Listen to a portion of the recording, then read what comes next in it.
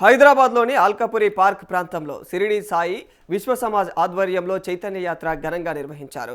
Colony వీధులలో సాయిబాబాకు పవిత్ర పాదుకలు, పూలమ్మకు గంగాజలం చిత్రపటంతో అయితే శోభయాత్ర నిర్వహించారు. మరి శోభయాత్ర అనంతరం కూడా నిర్వహించినటువంటి కార్యక్రమంలో శ్రీ సాయి సచ్చరిత్రపైన ఆచార మైనంపాటి ప్రసాద్ ఆధ్యాత్మిక సందేశాన్ని అందజేశారు. ఆయన సాయిబాబా బోధనలోని సారాంశాన్ని వివరించి భక్తులకైతే ధర్మ మార్గంలో నడవాలని చెప్పేసి పిలుపునిచ్చారు.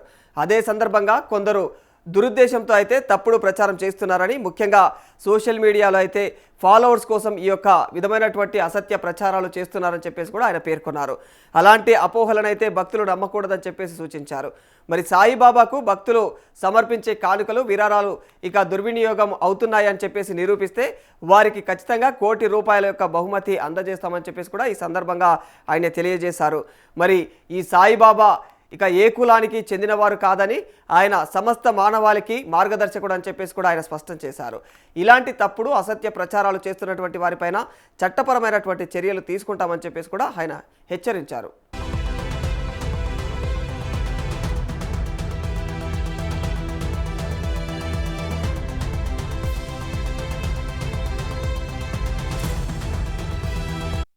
హైదరాబాద్లోని ఆల్కాపురి పార్క్ ప్రాంతంలో షిరిడి సాయి విశ్వ సమాజ్ ఆధ్వర్యంలో చైతన్య యాత్ర ఘనంగా నిర్వహించారు. కాలనీ వీధులలో సాయిబాబాకు పవిత్ర పాదుకలు, పూలమ్మకు గంగాజలం చిత్రపటంతో అయితే శోభయాత్ర నిర్వహించారు. మరి శోభయాత్ర అనంతరం నిర్వహించినటువంటి కార్యక్రమంలో శ్రీ సాయి సచ్చరిత్ర పైన ఆచార మైనంపాటి ప్రసాద్ ఆధ్యాత్మిక సందేశాన్ని అందజేశారు. ఆయన సాయిబాబా బోధనలోని సారాంశాన్ని వివరించి భక్తులకు ధర్మ మార్గంలో నడవాలని చెప్పేసి పిలుపునిచ్చారు. అదే సందర్భంగా కొందరు దురుద్దేశంతో తప్పుడు ప్రచారం చేస్తున్నారని, ముఖ్యంగా సోషల్ మీడియాలో ఫాలోవర్స్ కోసం ఈ విధమైనటువంటి అసత్య ప్రచారాలు చేస్తున్నారని కూడా ఆయన మండిపడ్డారు. అలాంటి అపోహలను భక్తులు నమ్మకూడదని సూచించారు.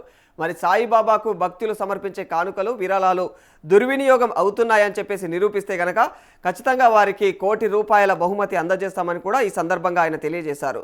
మరి సాయిబాబా ఏ కులానికి చెందినవారు కాదని, ఆయన సమస్త మానవాళికి మార్గదర్శకుడు అని చెప్పేసి కూడా ఆయన స్పష్టం చేశారు. ఇలాంటి తప్పుడు అసత్య ప్రచారాలు చేస్తున్నటువంటి వారిపైన చట్టపరమైనటువంటి చర్యలు తీసుకుంటామని కూడా ఆయన హెచ్చరించారు. ప్రస్తుతం సమాజంలో నెలకొన్నటువంటి ఒక విపత్కరమైనటువంటి పరిస్థితి, మన సనాతన ధర్మానికి మూలమైనటువంటిది గురువు. ఆ గురువునే నిందించేటువంటి పరిస్థితులు మనకు కనిపిస్తున్నాయి. మానవ సమాజం ప్రశాంతంగా బ్రతకాలంటే గురువు ద్వారా మాత్రమే దైవాన్ని చేరాలని చెప్తున్న ఈ రోజుల్లో కొందరు ప్రత్యేకించి పనిగట్టుకుని సాయిబాబా వారి యొక్క వైభవాన్ని చూసి ఓర్వలేక అనేక రకాలైనటువంటి అబద్ధాలను ప్రచారం చేస్తున్నారు. దాంట్లో ఏ రకమైనటువంటి వాస్తవం లేదు. ప్రధానంగా మనం గమనిస్తే సాయిబాబా వారి యొక్క ఆరిజిన్ గురించి మాట్లాడుతున్నారు. ఆఫ్ఘనిస్తాన్ వచ్చారని, అందులో ఏ రకమైనటువంటి సత్యం లేదు. వారు ఏ స్థితిలో మాట్లాడుతున్నారంటే ఈ విషయం షిరిడి సాయి రికార్డులో కూడా ఉందంటున్నారు. అది పచ్చి అబద్ధం.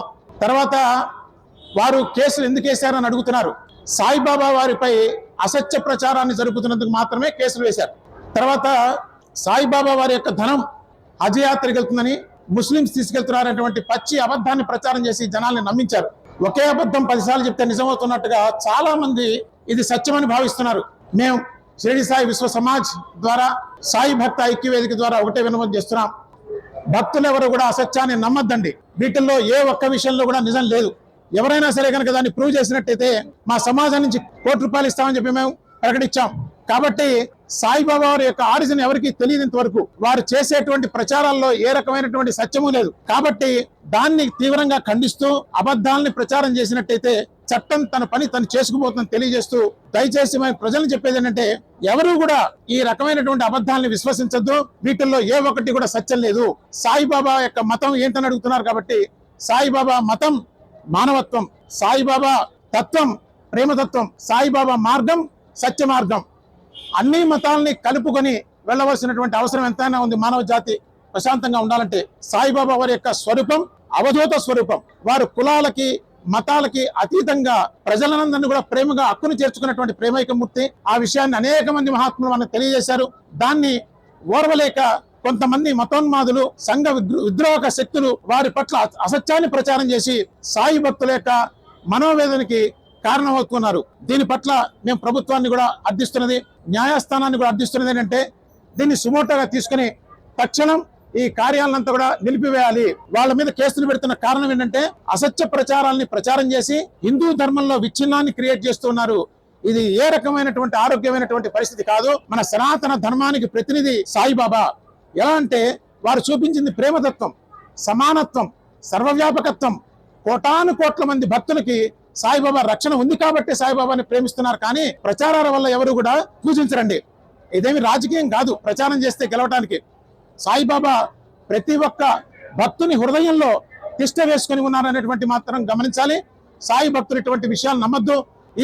ఈ సభాముఖంగా, ఈ పత్రికాముఖంగా మరియు ఈ మీడియా ముఖంగా మేము తెలియజేస్తున్నానంటే సాయి భక్తులందరూ కూడా ఒక్కసారి గుండె మీద చేసుకుని అందరూ కూడా వాగ్దానం చేయాలి. సాయి భక్తుని నిందించడమే, సాయిబాబాని నిందించడం ఎంత ప్రమాదకరమో, ఎంత దోషమో దాన్ని వినటం కూడా అంతే దోషం. కాబట్టి భక్తులందరినీ కూడా మేము ప్రార్థిస్తున్నది ఒకే విషయం అండి, ఈనాటి నుంచి ఎవ్వరు కూడా సాయిబాబా నిందని ఏ పరిస్థితుల్లో కూడా మేము వినము. సాయిబాబా చెప్పిన మార్గంలో నడుస్తాం. మాది మానవత్వమే మతం, ప్రేమే మార్గం, సత్యమే మా గమ్యం. దీని ప్రకారంగా సాయి భక్తులందరూ కూడా ఒకటవుతున్నారు. అందరూ ఒకే సత్యాన్ని తెలుసుకుంటారు. సాయిబాబా తత్వాన్ని ప్రపంచానికి అందిస్తారు. ప్రపంచంలో సమసమాజ స్థాపన నెలకొల్పుతారని మీ అందరికీ కూడా తెలియజేస్తున్నాను. దయచేసి దీన్ని గమనించి అందరూ ఆచరించవలసిందిగా ప్రార్థిస్తున్నాను.